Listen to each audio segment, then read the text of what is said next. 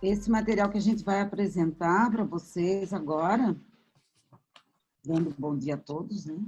É derivado da tese de doutorado da Sandra Nunes, que é minha orientanda de doutorado na pós-graduação da UDESC. Ele não é parte integrante da tese, na verdade, é uma derivação.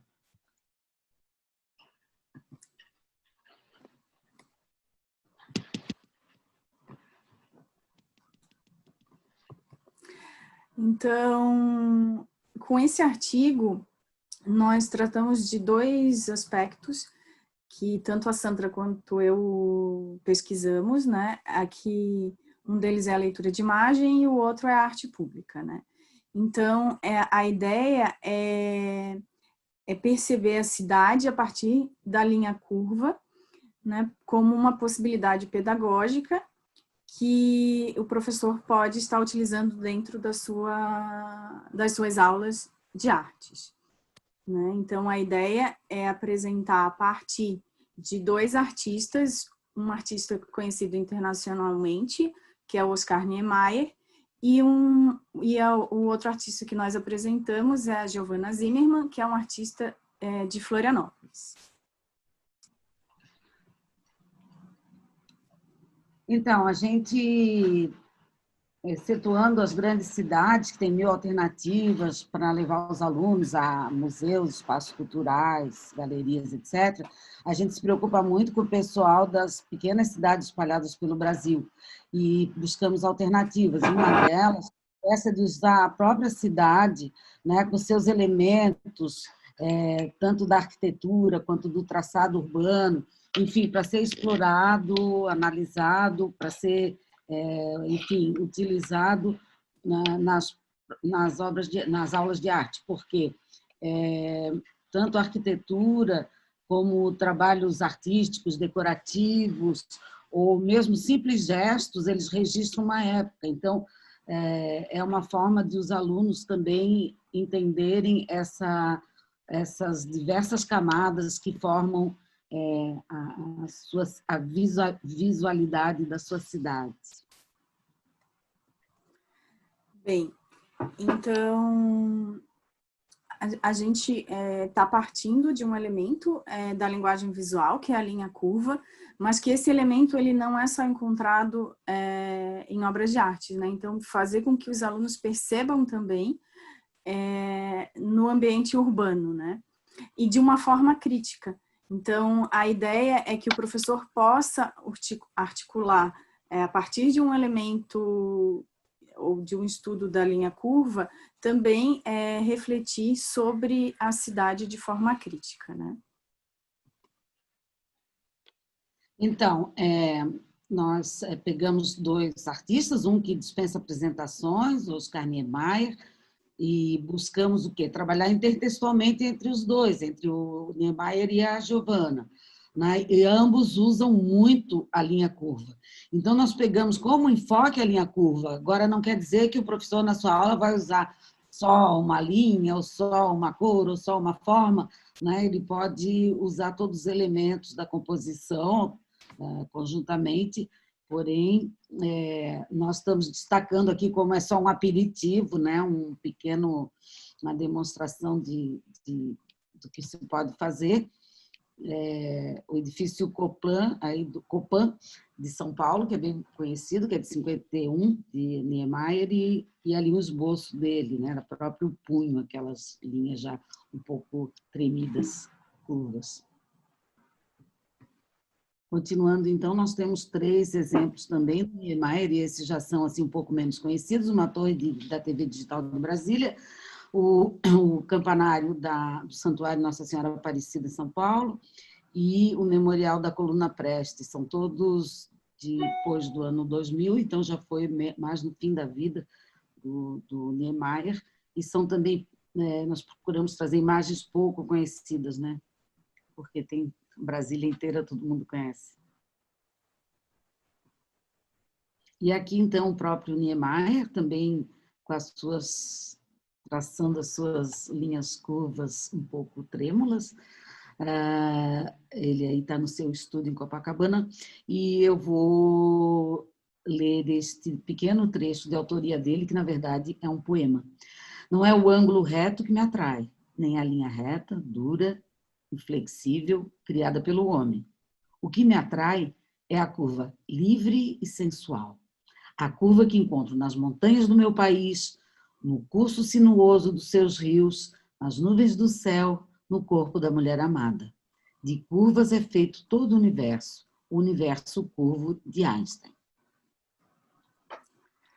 Bem, e trazendo para o contexto aqui de Florianópolis, nós apresentamos o trabalho da Giovanna Zimmermann, o trabalho dela em arte pública, apesar dela ter um trabalho bem diversificado.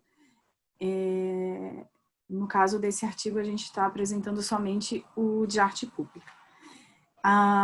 É importante destacar que aqui em Florianópolis nós temos uma lei municipal de arte pública e ao longo de mais de 20 anos temos um acervo de mais de 300 obras.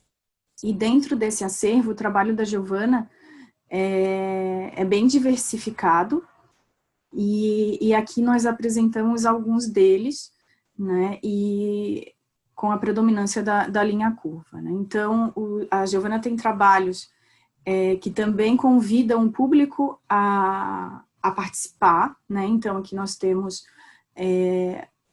a boca e a língua. É importante destacar que esse trabalho, a língua, de 2007, foi fundamental para uma reformulação que houve na legislação, que até então as obras, elas ficavam na área do condomínio, porque a legislação daqui de Florianópolis, pela troca de incentivo construtivo, os construtores inserem naquela área do condomínio um objeto de arte. E esse trabalho, a língua, ele foi o primeiro que não foi colocado dentro do condomínio. E a partir disso houve uma busca para reformulação nessa legislação, né? Então, atualmente, há uma busca para que as obras estejam cada vez mais no espaço público. A Giovanna, como eu falei, ela tem esse trabalho diversificado, então ela tem propostas tridimensionais, propostas que utilizam a própria calçada, ou que ocupem diferentes áreas da fachada do edifício, né?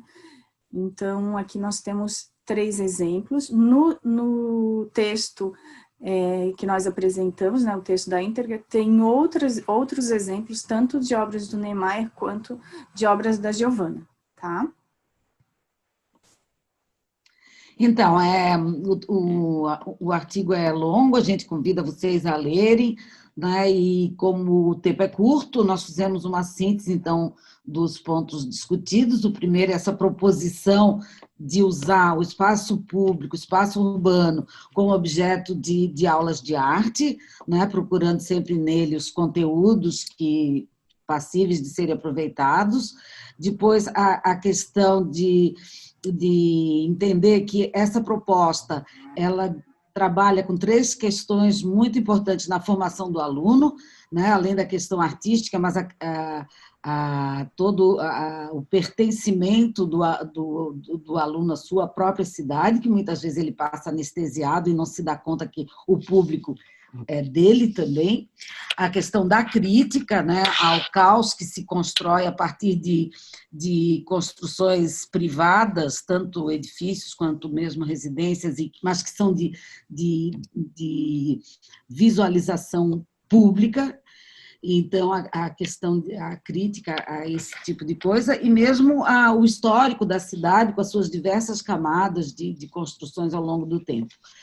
Isso aí tudo fazendo parte do processo, então, da visualidade, de alfabetização visual, que nós preferimos chamar de imaginização. Esse exemplo, a linha curva é muito exígua, é só realmente um pequeno exemplo que pode ser potencializado, multiplicado e transformado pelos professores, né? A questão também desse estudo que sempre a gente acha muito, muito produtivo, que é a questão intertextual, se colocar lado a lado a produção de dois artistas. E, por último, então, a gente defender essa questão de que estudar a sua própria cidade, sair na rua, olhar, né, para as formas e cores que a gente tem, nós estamos, de certa maneira, também desacralizando aquela ideia de arte como elite, né, que pese já termos tanto discutido no âmbito da academia, porém os alunos trazem muito forte isso de casa, a arte como arte do pedestal e da moldura dourada. Bem, por fim, nós apresentamos as referências e convidamos a leitura do texto na íntegra, tão logo seja disponibilizado os anais do evento. Muito obrigada.